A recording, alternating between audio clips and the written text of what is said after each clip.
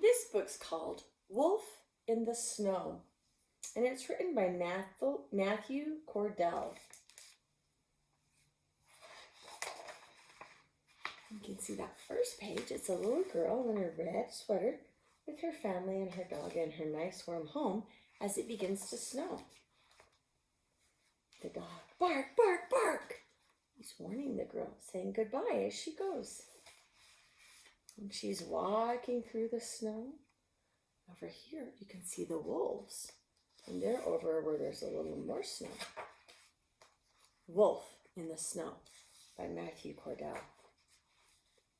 There she goes. She's all bundled up, leaving school to go home at the end of the day.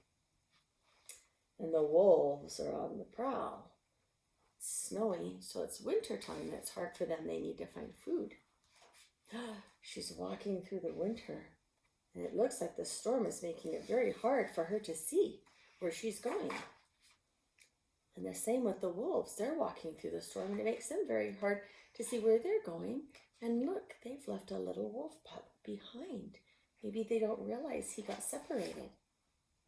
And she's walking through the snow, and she's got her arm over her face because she cannot see because the snow is blowing so badly. And this little wolf pup is wandering because he's lost and he can't see in the snow either. And she says, huff, huff. It's a long way to walk in the cold. And the wolf pup says, whine, whine.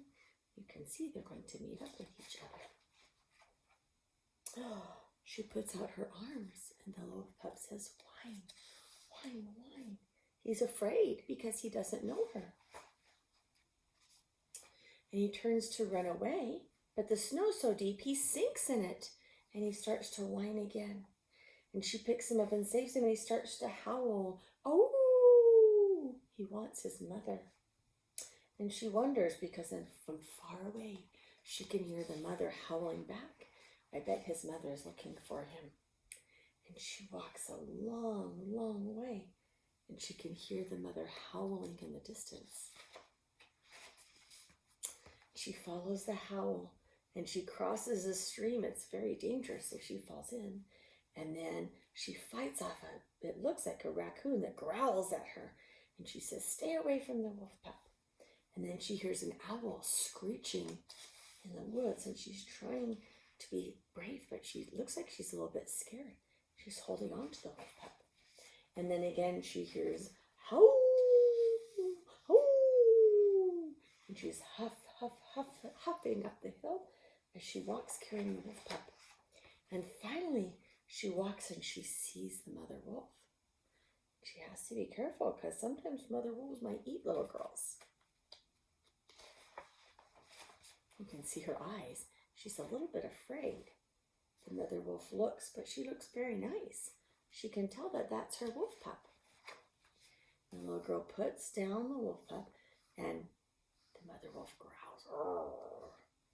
And the baby sinks in the snow, and the mother sniffs her pup and licks him because she realizes that's her pup. She picks him up and walks away. Oh, she was nervous. She's much, much safer now. But she realizes she has a long way to walk.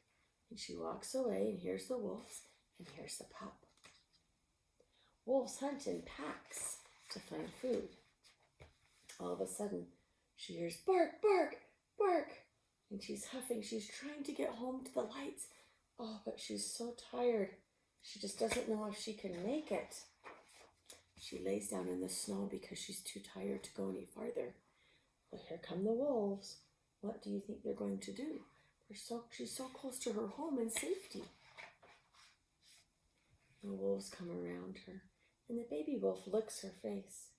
And they start to howl. They sit around her, and all the wolves say, oh!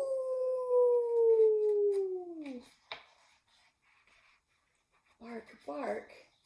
Here comes the dog. Right? Their dog and her dad. The wolves howled so her dad would know where to find her. And he comes and they find her, and the wolves on the hill howl. Because she helped them find their baby, they helped him find his baby, his little girl. and he picks her up and he takes her home, and Mom is waiting for them. And again, they are warm and cozy inside their house. It was about humans and wolves working together. I liked that story.